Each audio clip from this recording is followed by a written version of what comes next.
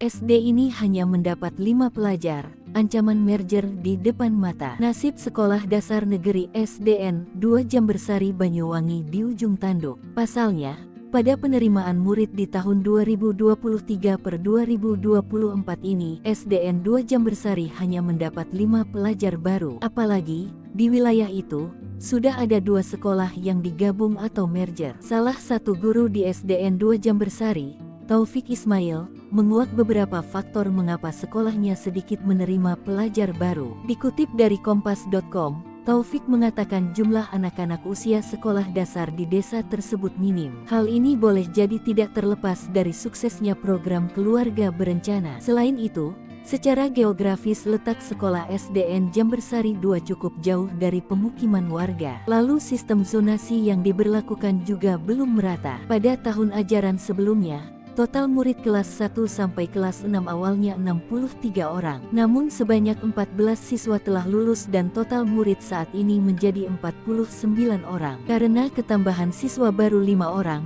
maka kini bertambah menjadi 54 orang siswa. Berkurangnya jumlah siswa baru itu membuat pihak sekolah was-was. Sebab sesuai aturan, jika 3 tahun berturut hanya dapat murid kurang dari 60 orang, maka akan digabung dengan sekolah lain. Sudah ada 2 sekolah di merger di Kecamatan Giri, yakni SDN 3 Grogol dan SDN 3 Jambesari, ucapnya.